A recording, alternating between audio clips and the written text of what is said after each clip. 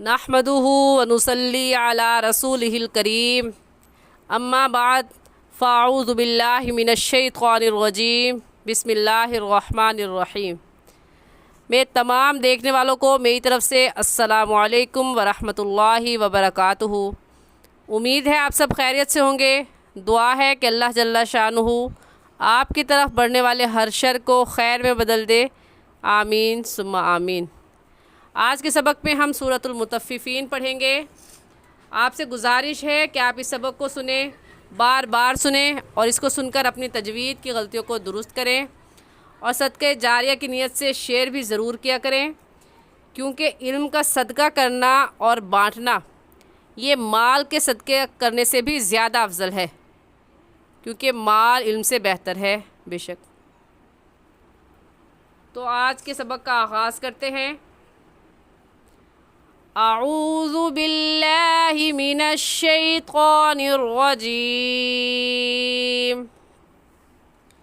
سورۃ المطففین مکیۃ بسم اللہ الرحمن الرحیم۔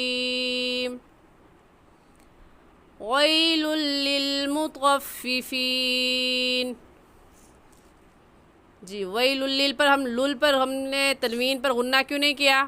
کیونکہ تنوین کے بعد حروف یرملون جو کہ 6 ہیں، یا غا میم لام واو نون یرملون، ان میں سے لام آ گیا ہے، اس لیے اس تنوین پر غنہ نہیں کریں گے، تو ویل غلط ہو جائے گا۔ صحیح ایسے ہے ویل للمطففین۔ مطففین کے بعد گول دائرہ ہے اور اس کے اوپر لام الف لا ہے، جس کا یہ مطلب ہے کہ مطففین پر وقف کرنا بھی درست ہے اور مطففین کو ملا کر پڑھنا بھی درست ہے۔ تو اگر ہم وقف کریں گے، مطففین کہیں گے تو اگلی آیت ایسے شروع کریں گے الذین اذا اکتالوا، اور اگر ہم ملا کر پڑھیں گے تو ایسے پڑھیں گے ویل للمطففین الذین اذا اکتالوا۔ جی اب ہم وقف کریں گے تو ایسے پڑھیں گے الذین اذا اکتالوا علی الناس یستوفون وَإِذَا كَالُوهُمْ أَوْ وَزَنُوهُمْ يُخْسِرُونَ۔ یہاں پر او وزنوہم پڑھنا غلط ہے اور صحیح ہے او وزنوہم۔ پہلی واو کو چھوڑ دیں گے اور دوسری واو کو پڑھیں گے او وزنوہم۔ پہلی واو کو کیوں چھوڑا؟ کیونکہ قاعدہ یہ ہے کہ تنوین سے پہلے جزم آ جائے،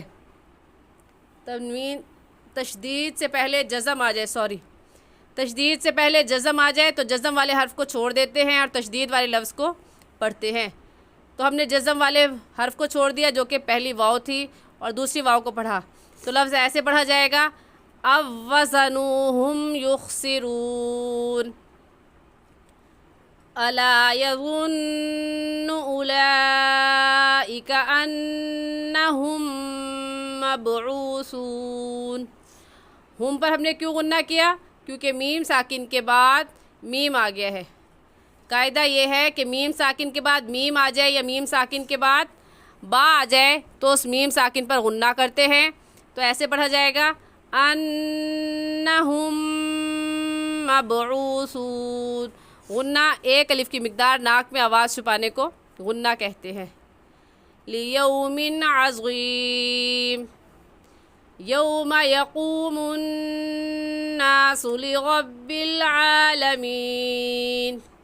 یقوم الناس میں نون مشدد ہے اور نون مشدد پر ہمیشہ غنہ کر کے پڑھتے ہیں، اور غنہ ایک الف کی مقدار ناک میں آواز چھپانے کو غنہ کہتے ہیں، تو ایسے پڑھیں گے یوم یقوم الناس لرب العالمین۔ لرب العالمین میں را کو پر یعنی موٹا کر کے پڑھیں گے، کیونکہ را کے اوپر زبر ہے، اور موٹا کرنے کا طریقہ آپ کے دونوں ہونٹ گول ہو جائے۔ کلا ان کتاب الفجار لفی سجین۔ کلا میں کون سی مد ہے؟ کلا میں مد منفصل ہے۔ کیسے پتہ چلا؟ کیونکہ حروف مدہ کے بعد حمزہ اگلے کلمے میں ہے۔ حروف مدہ اس میں الف مدہ ہے، کیونکہ الف سے پہلے زبر آ جائے تو وہ الف مدہ کہلاتا ہے۔ حروف مدہ کی مکمل تفصیل نورانی قاعدے کی تختی نمبر 8 میں بتا چکی ہوں۔ جو میرے اس چینل پر نئے ہیں تو مکمل تفصیل جاننے کے لیے نورانی قاعدہ تختی نمبر 8 میں دیکھ سکتے ہیں کہ حروف مدہ کتنے ہیں، کون کون سے ہیں اور اس کو کتنا کھینچنا چاہیے۔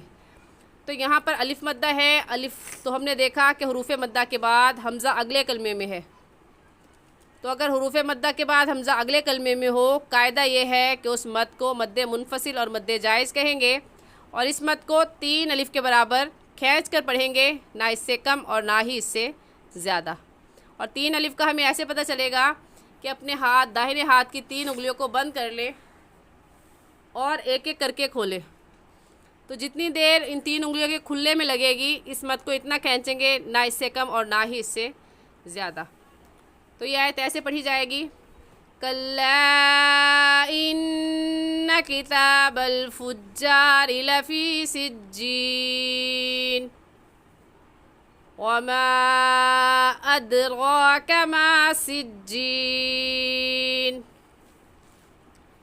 کتاب مرقوم ویل یومئذ للمکذبین۔ ویل پر ہم نے کیوں غنہ کیا؟ کیونکہ تنوین کے بعد حروف یرملون میں سے یا آ گیا ہے، تنوین کے بعد حروف یرملون میں سے یا آ گیا ہے، اس لیے اس تنوین پر ہم غنہ ادغام کے ساتھ کریں گے۔ اور ادغام کا مطلب یہ ہے کہ 2 لفظوں کو ایک کر دیا جائے۔ اب یہ یا دیکھنے میں ایک ہے اور پڑھنے میں 2 مرتبہ پڑھی جائے گی، ایک مرتبہ لام کے ساتھ ملا کر اور دوسری مرتبہ خود۔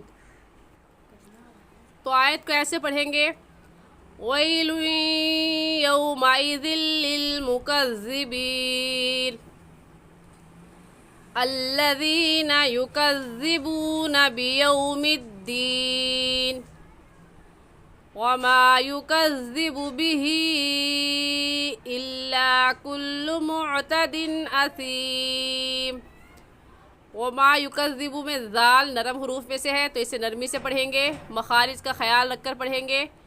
اور نرم کیسے پڑھیں گے؟ ذال کا مخرج ہے کہ زبان کی نوک دونوں دانتوں کے درمیان میں لانے سے ذال نکلتا ہے۔ تو آپ زبان کی نوک کو دونوں دانتوں کے درمیان میں رکھ کر اس لفظ کو پڑھیں گے اور کہیں گے یکذب، یکذب بہ، بہ میں مد منفصل ہے کیونکہ حروف مدہ کے بعد حمزہ اگلے کلمے میں ہے اور اس میں حروف مدہ کھڑی زیر ہے۔ وما یکذب بہ الا کل معتد اثیم۔ معتدن پر ہم غنہ نہیں کریں گے کیونکہ تنوین کے بعد حروف ہلکی جو کہ 6 ہیں، حمزہ ہا، عین ہا، غین خا، ان میں سے کیا آگے ہے؟ حمزہ آگے ہے۔ یہ بظاہر دیکھنے میں تو الف ہے، پھر ہم اسے حمزہ کیوں کہہ رہے ہیں؟ کیونکہ الف کے اوپر زبر زیر پیش یا جزم آ جائے تو اس الف کو حمزہ کہتے ہیں، الف نہیں کہتے۔ اس لیے ہم کہیں گے کہ تنوین کے بعد حروف ہلکی میں سے حمزہ آ گیا ہے، اس لیے اس تنوین پر ہم غنہ نہیں کریں گے اور کہیں گے معتدن اثیم۔ سا بھی نرم حروف میں سے ہے تو اسیم، سین نہیں نکالیں گے بلکہ سا نکالیں گے، اثیم۔ اذا تتلى علیہ آیاتنا قال اساطیر الاولین۔ سورت کے طویل ہونے کی وجہ سے آج کے لیے اتنا ہی، باقی کی سورت ہم انشاءاللہ کل کے سبق میں پڑھیں گے۔ آسان اور صحیح تجوید سیکھنے کے لیے ہمارے ساتھ جڑے رہیے، اور جو ہم سے پرسنل میں پڑھنا چاہتے ہیں، قرآن پاک کی تجوید اور الفاظ درست کرنا چاہتے ہیں، غنہ مد کے بارے میں جاننا چاہتے ہیں، تو وہ نیچے دیے گئے واٹس ایپ نمبر پر ہم سے رابطہ کر سکتے ہیں۔ السلام علیکم ورحمۃ اللہ وبرکاتہ۔